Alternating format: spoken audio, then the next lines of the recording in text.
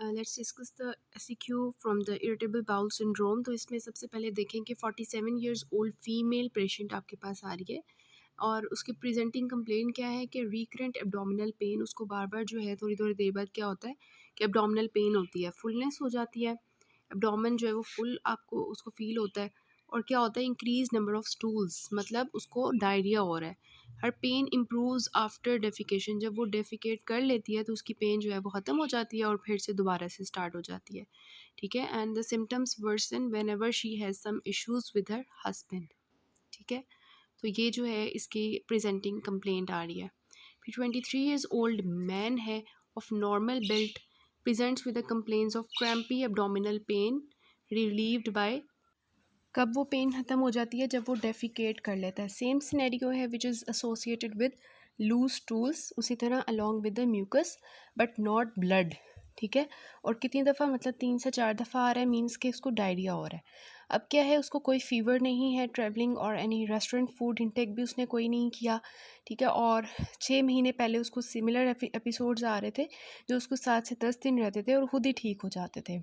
उसको कोई abdominal tenderness नहीं है, कोई मास नहीं है, कोई विज़रोमेगैली नहीं है। ठीक है। तो rest of the systemic examination is normal. तो इस तरह के सिनेरियोज देखें आप कि आ रहे हैं।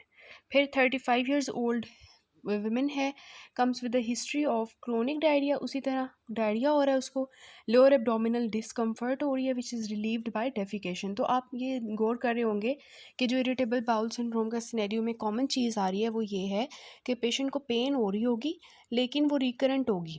ठीक है। जैसे वो डेफिकेट करेगा तो उसकी पेन जो है वो रिलीव हो जाती है। Occasionally she had noticed some mucus but never blood in the stool.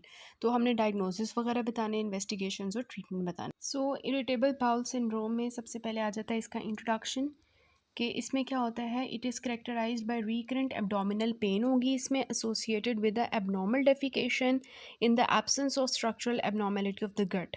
मतलब ये कि हम ऐसे लोगों में, ऐसे पेशेंट्स में जब वो इस तरह की कंप्लेंट्स कर रहे होंगे तो हम कोई एंडोस्कोपी करवाने की कोशिश करेंगे या उसको इन्वेस्टिगेट करने की कोशिश करेंगे तो हमें पता चलेगा कि उनकी जो गट होगी वो बिल्कुल नॉर्मल होगी, कोई उनके अंदर एबनॉर्मेलिटी नहीं होगी। जैसे क्रॉहन्स की थी, जैसे अल्सरेटिव कोलाइटिस में हमें डिफरेंट फीचर्स मिल रहे थे, वो यहाँ पे एब्सेंट होंगे। ठीक है। तो उसके एब्सेंट होने के साथ साथ मतलब कि उसको क्या हो रहा है, पेशेंट्स को ये सारे सिम्टम्स आ रहे हैं तो हम अंदर देखेंगे कि क्या कॉज है, अंदर हमें कुछ भी नहीं मिलेगा, सब कुछ नॉर्मल होगा। ठीक है। क्लिनिकल फीचर्स में आपको जो आपने सिनेरियो में भी देखा था कि वो रिकरेंट एब्डोमिनल पेन के साथ पेशेंट्स आ रहे थे। It is a most common symptom. ठीक है। और वही क्रैम्पिंग पेन के साथ आ रहे थे। ठीक है। ये भी आपने देखा था क्लिनिकल फीचर्स में। और ये है कि वो ये वाली बहुत इंपॉर्टेंट चीज़ थी कि डेफिकेशन के साथ वो रिलीव हो रहा था सब कुछ। ठीक है।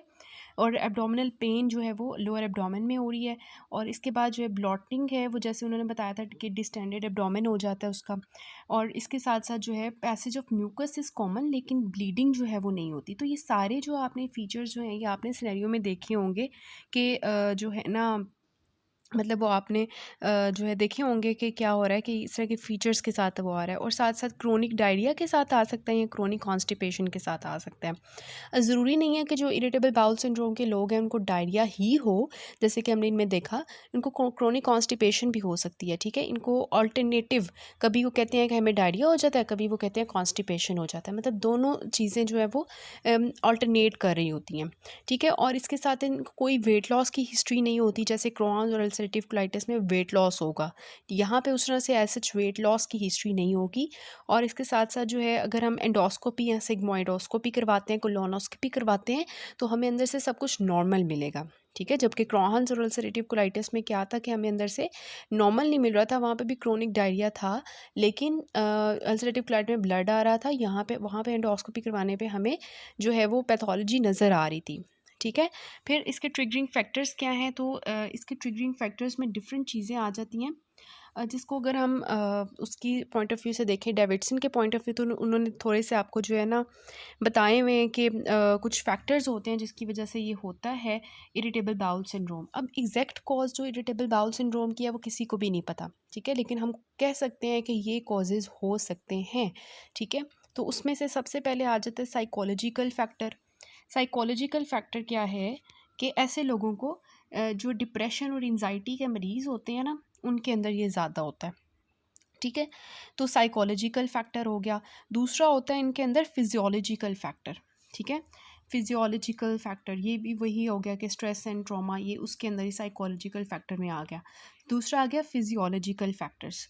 फिजियोलॉजिकल फैक्टर्स में ये होता है कि ऐसे लोगों में जो है ना अगर तो सीरोटोनिन का लेवल ज़्यादा हो जाए ना, एक्सेसिवली ज़्यादा हो जाए, तो सेरोटोनिन के ज़्यादा होने की वजह से इन लोगों को डायरिया होगा। और अगर इनके अंदर सेरोटोनिन का लेवल नॉर्मल से कम होगा तो इनको जो है कॉन्स्टिपेशन होगी, ठीक है। तो ये हो गया इसमें फिजियोलॉजिकल फैक्टर। फिर थर्ड आता है ल्यूमिनल फैक्टर। ल्यूमिनल फैक्टर में क्या होता है कि जो नॉर्मल फ्लोरा होता है, third is the luminal factor, ठीक है। ल्यूमिनल फैक्टर जो है इसमें ये आता है कि जो नॉर्मल फ्लोरा होता है ना वो डिस्टर्ब हो जाता है, ठीक है। जैसे इन्होंने यहाँ पे लिखा हुआ है एंटीबायोटिक थेरेपी। एंटीबायोटिक थेरेपी की वजह से क्या होता है कि जो नॉर्मल फ्लोरा होता है वो हमारा डिस्टर्ब हो जाता है। तो कह सकते हैं कि आईबीएस के लोग जो हैं उनको साइकोलॉजिकल फैक्टर्स की वजह से आईबीएस होता है, डिप्रेशन एंजाइटी की वजह से, या उनको कोई फिजियोलॉजिकल एबनॉर्मेलिटी हो सकती है, सेरोटोजेनिक प्रॉब्लम, ठीक है। या तो सेरोटोनिन उनके अंदर बहुत ज़्यादा होगा तो डायरिया होगा, बहुत कम होगा तो कॉन्स्टिपेशन होगी। या तीसरा हम कह सकते हैं ल्यूमिनल फैक्टर है, जिसमें कोई भी ऐसी बात, ठीक है, उन्होंने कोई एंटीबायोटिक लिया हो, ठीक है, जिसकी वजह से उनकी नॉर्मल फ्लोरा जो है वो वहाँ से डिस्टर्ब हो गए हों, ठीक है। तो ये एक्चुअली जो है हमारे 3 तरह के फैक्टर्स होते हैं जो कि कॉज करवाते हैं क्या, आईबीएस, ठीक है। कोई जीआईटी का इन्फेक्शन भी हो सकता है जिसकी वजह से आईबीएस होगा, ठीक है। इसमें नॉर्मली अगर हम देखें ना तो आईबीएस के लोगों में डायरिया क्यों होता है, ये आपका ये जो कोलॉन होता है लोगों का, ये आपको एक कॉन्सेप्ट पता होना चाहिए कि जब यहाँ से जो है स्टूल अगर निकलना होता है तो जो फीकल मैटर होता है, अगर उसमें से बहुत ज़्यादा वाटर की एब्जॉर्प्शन हो जाए नॉर्मल से ज़्यादा, तो ये हार्ड हो जाएगा। जब ये हार्ड हो जाएगा, सॉलिड हो जाएगा, और तो इसको नीचे पास करने में मुश्किल होगी, जिसकी वजह से पेशेंट को कॉन्स्टिपेशन होगी अगर एक्सेस वाटर एब्जॉर्प्शन हो जाती है, ठीक है। लेकिन अगर ऐसे हो कि एक्सेस वाटर एब्जॉर्ब ही ना हो, सारा पानी अंदर ही रह जाए, तो ये पानी जो है ना, पानी के फॉर्म में सारा स्टूल बाहर आएगा, तो ऐसे लोगों को डायरिया होगा, ठीक है। तो अगर वाटर की एक्सेस एब्जॉर्प्शन होगी तो कॉन्स्टिपेशन होगी, अगर वाटर की एब्जॉर्प्शन जो है वो नॉर्मल से कम होती है तो फिर क्या होगा कि वो कॉन्स्टिपेशन की तरफ जाएगा, ठीक है। अगर कम होती है वाटर की एब्जॉर्प्शन तो हाँ, वाटर की एब्जॉर्प्शन कम होगी तो डायरिया होगा, वाटर की एब्जॉर्प्शन जो है वो ज़्यादा होगी तो वो कॉन्स्टिपेशन की तरफ जाएगा, ठीक है। तो ये हो गया। अब हम जाते हैं इसके डायग्नोस्टिक क्राइटेरिया की तरफ। डायग्नोस्टिक क्राइटेरिया जो आईबीएस का है, ये आपको पूछ सकते हैं किसके अंदर, वाइवा में, ठीक है। तो इसमें रूम 3 जो है डायग्नोस्टिक क्राइटेरिया होता है आईबीएस के लिए, जिसमें सबसे पहले ये तो आपने सिनेरियो में देखा था कि रिकरेंट एब्डोमिनल पेन थी उसको फॉर 3 और more days per month over last 3 months, ठीक है। वो कहता है कि पिछले 3 महीनों में हर महीने मुझे 3 दिन से ज़्यादा जो है, या 3 दिन से ज़्यादा जो है मुझे क्या होती है, रिकरेंट एब्डोमिनल पेन होती है, ठीक है। या प्लस मोर देन 2, या more than 2 equal to 2 of the following, क्या कि जब मैं डेफिकेशन कर लेता हूँ तो मेरी ये जो पेन है वो ठीक हो जाती है, ठीक है। या जो है मेरी जो स्टूल है उसकी फॉर्म चेंज होती है, कभी वो डायरिया होता है, कभी वो कॉन्स्टिपेशन वाला स्टूल आता है, मतलब कभी वो बहुत ज़्यादा सॉलिड होता है, कभी कभी वो लिक्विड होता है। तो या तो वो बताएगा कि इम्प्रूव विद डेफिकेशन, दूसरा ये है कि उसकी फ्रीक्वेंसी चेंज होती है, कभी ज़्यादा कभी कम, कभी उसकी फॉर्म चेंज होती है, कभी वो बिल्कुल सॉलिड होगा, कभी वो बिल्कुल लिक्विड होगा। तो इस तरह के जो है ना, ये इसमें से अगर दो, इन तीनों में से अगर दो या दो से ज़्यादा अगर हो जाए, मतलब तीनों हो जाए, या ये जो ऊपर वाला मैंने आपको बताया, ये क्राइटेरिया होता है डायग्नोस्टिक फॉर द आईबीएस, ठीक हो गया। So this is the major thing. अब हमने आना है किसकी तरफ कि हम इसकी इन्वेस्टिगेशंस कैसे करवाते हैं, ठीक है। तो इन्वेस्टिगेशंस में वही मैंने आपको बताया कि जो है अगर हम इसका एंडोस्कोपी करवाएं या सिग्मोइडोस्कोपी करवाएं, ठीक है, या हम इसकी एक्सरे करवाएंगे तो वो नॉर्मल मिलेगा, ठीक है, वो सब कुछ नॉर्मल मिलेगा। लेकिन आपने जो है इसकी 3 तरह से इन्वेस्टिगेशंस लिखनी होती हैं जो बुक पे आपकी यहाँ पे नहीं है, as such mentioned in the Irfan Masood, ठीक है। तो मैं आपको बता देती हूँ। सबसे पहले आप इसमें जो है वो सीबीसी करवाते हो, ठीक है, सीबीसी आप करवा लेते हो जो कि आपको बिल्कुल नॉर्मल मिलती है, उसमें आपको कोई प्रॉब्लम्स एज सच नहीं मिलती जैसे आपको आईबीडी में मिल रही थी, ठीक है। यहाँ पे सीबीसी नॉर्मल होगी। फिर हम फीकल कैल्प्रोटेक्टिन, आपको याद है पीछे हमने करवाई थी डिफ्रेंशिएट करने के लिए कि वेदर इट इज़ आईबीएस और आईबीडी, ठीक है। तो कैल्प्रोटेक्टिन जो होगी वो फीकल कैल्प्रोटेक्टिन जो होगी ये भी नॉर्मल मिलेगी इन लोगों में, ठीक है। और जब हम सिग्मोइडोस्कोपी वही एंडोस्कोपी करवाते हैं, सिग्मोइडोस्कोपी या कोलोनोस्कोपी, तो वो भी हमें नॉर्मल मिलती है। तो इट मीन्स के हम जो भी इन्वेस्टिगेशन इन IBS वाले लोगों में करवाएंगे वो नॉर्मल मिलेगी, ठीक है। वैसे हमें इन्वेस्टिगेशंस की ज़रूरत नहीं पड़ती। अगर पेशेंट ये डायग्नोस्टिक क्राइटेरिया जो मैंने आपको बताया इसके साथ आ रहा होता है तो हम IBS को वैसे ही जो है वो पता लगा लेते हैं कि ये IBS जो है ही है, ठीक है। तो ये हो गया। उसके बाद हम चलते हैं ट्रीटमेंट की तरफ। तो ट्रीटमेंट में मैं आपको जो है बताऊंगी कि सबसे पहले जो इसकी ट्रीटमेंट में होता है ना, दवाइयों से ज़्यादा जो एक चीज़ होती है वो होती है डाइटरी मैनेजमेंट। ऐसे लोगों को हमने कहना होता है कि आप अपनी डाइट अच्छी करें, ठीक है। Dietary management is the first step to treat that, ठीक है। दूसरे नंबर पे जो हम करते हैं वो ये है कि वी गिव द हाँ, डाइटरी मैनेजमेंट हो गया। फिर दूसरा हम करते हैं उसकी कंजर्वेटिव मैनेजमेंट के बाद फार्माकोलॉजिकल मैनेजमेंट, ठीक है। तो फार्माकोलॉजिकल मैनेजमेंट में जो हम देते होते हैं ऐसे लोगों को वो होता है हमारा ये सिलेक्टिव सेरोटोनिन रीअपटेक इनहिबिटर्स, ठीक है। अब वो डिपेंड करता है ना कि हम जो पेशेंट है वो उसका IBS जो है वो किस फॉर्म का है, ठीक है। वो डायरिया वाला IBS है, ठीक है, कॉन्स्टिपेशन वाला IBS है, या उसको सिर्फ पेन एंड ब्लॉटिंग है, कोई डायरिया या कॉन्स्टिपेशन नहीं है, तो उसकी बेस पे हम जो है इन लोगों का ट्रीटमेंट करते हैं, ठीक है। तो ऐसे लोग जिनको डायरिया का प्रॉब्लम होगा या कॉन्स्टिपेशन का प्रॉब्लम होगा, दोनों के अंदर ना हम ये तो देते ही देते हैं ना, ये जो सेरोटोनिन है, ठीक है, ये जो सेरोटोनिन सिलेक्टिव सेरोटोनिन इनहिबिटर्स है ना, 5 हाइड्रोक्सी, ये जो एगनिस्ट हैं ये वाले, ये तो हम देते हैं इनके अंदर नंबर 1 पे, ठीक है। नंबर 1 पे हम क्या देते हैं, सिलेक्टिव सेरोटोनिन रीअपटेक इनहिबिटर्स, ठीक है। इनमें से आपने ना 1-2 नाम याद कर लेने हैं। तो इसमें ये है कि जो है अगर हमने करना है, अच्छा अगर हमने ये करना है डायरिया, ये कॉन्स्टिपेशन, ठीक है। अब डायरिया के लिए जो हम देते हैं selective serotonin reuptake inhibitors SSRIs, ठीक है, वो कौन सी होती है, या आप अपनी बुक पे लिख लें, एलोसेट्रॉन, ठीक है। एलोसेट्रॉन, एलोसेट्रॉन जो है ये हम डायरिया के केस में देते हैं, एलोसेट्रॉन, ठीक है। और कॉन्स्टिपेशन के केस में जो हम SSRI देते हैं वो टेगासेरॉड होती है, टेगासेरॉड, ठीक है। ये सबसे पहले आपने याद कर ली।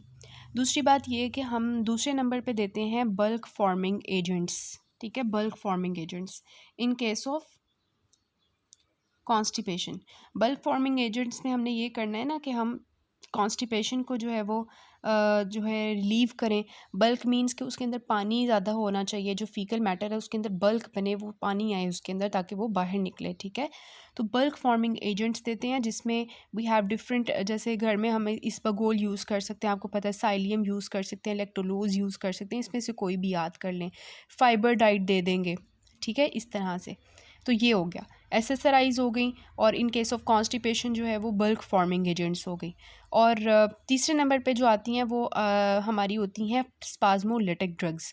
स्पाज्मोलिटिक ड्रग्स जो हैं वो क्या होंगी, जो वहाँ पे एक्चुअली जो कोलॉन के अंदर स्पैज़म हुआ हुआ है ना, लाइक यहाँ पे ऐसे वो स्पैज़म हो गया हुआ है बिल्कुल, उस स्पैज़म की वजह से क्या होता है, पेशेंट जो है पेन एंड ब्लॉटिंग के साथ आ रहा होता है।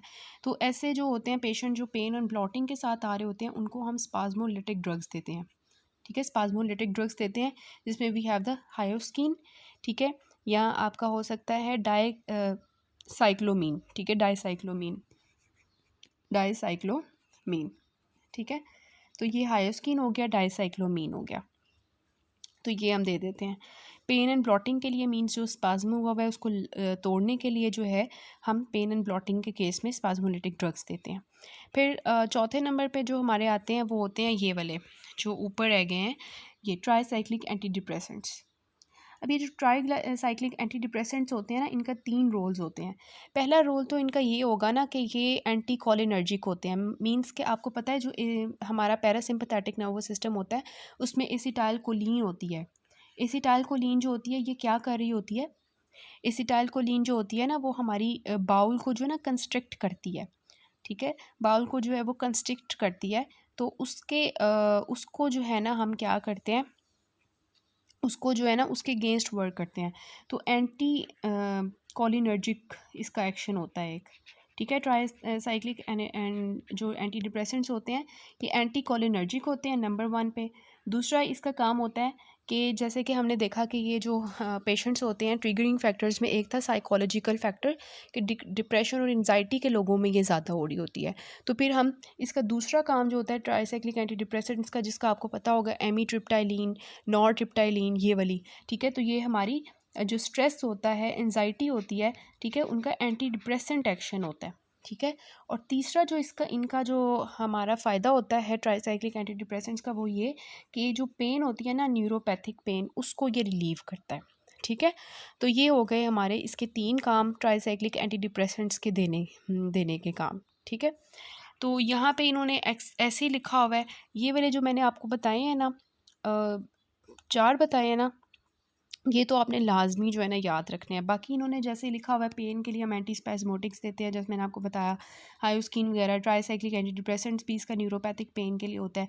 एसएसआरआईज़ जो हैं ये आपकी जो है हम देते हैं, ठीक है, जो मैंने आपको बताया टेगासेरॉड इन केस ऑफ कॉन्स्टिपेशन, और डायरिया के केस में एलोसिट्रॉन, ठीक है, ये भी आपकी पेन को रिलीव कर रहे होते हैं, ठीक है। और ब्लॉटिंग के लिए आप ये इन्होंने जो लिखा हुआ है कि प्रोबायोटिक्स दे देते हैं। फिर डायरिया के लिए सबसे पहले तो वही है कि अवॉइड डाइटरी फाइबर कॉन्स्टिपेशन के केस में आपने देनी है, और फाइबर जो डायरिया के केस में है वो कम करना है ताकि वो डायरिया कम हो, ठीक है। एंटी डायरियल एजेंट्स यहाँ पे दे देंगे, ठीक है। यहाँ पे हम जो है बल्क फॉर्मिंग एजेंट्स दे रहे हैं, यहाँ पे एंटी डायरियल एजेंट्स दे देंगे, जिसमें याद है लोप्रामाइड, ठीक है, एक्सेट्रा। टाइसाइक्लिक एंटी डिप्रेसेंट्स यहाँ में हम दे रहे हैं, और फिर जो है ये बाकी सारी इतनी इंपॉर्टेंट थेरेपीज़ जो हैं वो नहीं है, ठीक है। कॉन्स्टिपेशन के केस में हाई फाइबर डाइट है, बल्क फॉर्मिंग एजेंट्स हैं, और सेरोटोनिन वाला दोनों में दे रहे हैं हम, ठीक है। और इस तरह से, और जो प्लेन एंड ब्लॉटिंग का है वो मैंने आपको उस तरह बताया, डाइटरी चेंजेस सबसे पहले करेंगे, ठीक है। स्पाज्मोलिटिक ड्रग्स इसकी मेन चीज़ होती है पेन एंड ब्लॉटिंग के लिए, और इस तरह से। तो ये this is how we actually treat the IBS।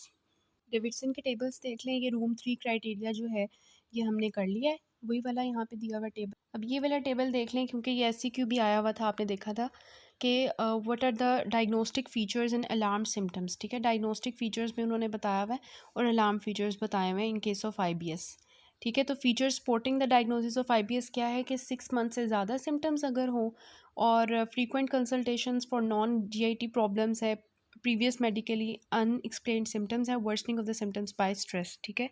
तो ये इतना इंपॉर्टेंट नहीं है, ये देख लें अलार्म फीचर्स के जो एज अगर 50 ईयर्स से ज़्यादा है, और मेल जेंडर है। वैसे जो IBS के लोग होते हैं ना, ये फ़ीमेल ज़्यादा कॉमन होती हैं, क्योंकि कुछ कहते हैं कि कुछ ऐसे हार्मोन्स होते हैं जो मतलब जो फीमेल हार्मोन्स होते हैं ना, वो ये करवाते हैं IBS, ठीक है। तो इस वजह से फीमेल्स में ज़्यादा कॉमन होती है ये। लेकिन अगर मेल जेंडर में कॉमन है और 50 ईयर से ज़्यादा है, तो this is the alarm symptom. इसके साथ अगर वेट लॉस हो जाए, जो कि हमने देखा था कि नॉर्मली इसके साथ वेट लॉस नहीं होता, तो फिर ये अलार्म सिम्टम है, आपको कुछ देखना चाहिए इसके लिए। नॉक्टर्नल सिम्टम्स मीन्स कि रात के टाइम इसको सिम्टम्स ज़्यादा आ रहे हैं, फैमिली हिस्ट्री कोलॉन कैंसर की है, अनीमिया है, और रेक्टल ब्लीडिंग है। वैसे इसमें ब्लीडिंग मैंने आपको बताया नहीं होती, ठीक है, और ब्लीडिंग होगी ऑब्वियसली अनीमिया की तरफ पेशेंट जाएगा। तो ये जब अलार्म सिम्टम्स आ जाएँ एज के कि 50 ईयर से ज़्यादा हो, मेल हो, नॉक्टर्नल सिम्टम्स आ रहे हैं, ब्लीडिंग हो रही है, ठीक है, अनीमिया के साथ पेशेंट आ रहा है, और ये कि उसको फैमिली हिस्ट्री भी है किसकी कॉलन कैंसर की, उसके साथ वेट लॉस याद कर लें, तो these are the alarm features. तो वो आपको इसी तरह SCQ देते हैं कि what are the alarm features for this. ये जो इन्होंने डाइटरी मैनेजमेंट मैंने बताया था ना, first option for the treatment of IBS, तो इसमें ये इन्होंने लिखा हुआ है कि डाइटरी मैनेजमेंट में हमने करना क्या है। तो ये एक दफ़ा रीड कर लें ताकि आपको पता हो कि आप इसको कैसे काउंसिल करोगे पेशेंट्स को। ये कि इन्होंने बहुत अच्छा फ्लो चार्ट बनाया हुआ है इसकी ट्रीटमेंट के लिए। अगर आपको कंफर्म हो गया है कि पेशेंट को IBS है, तो सबसे पहले आप उसको रीअश्योर करोगे।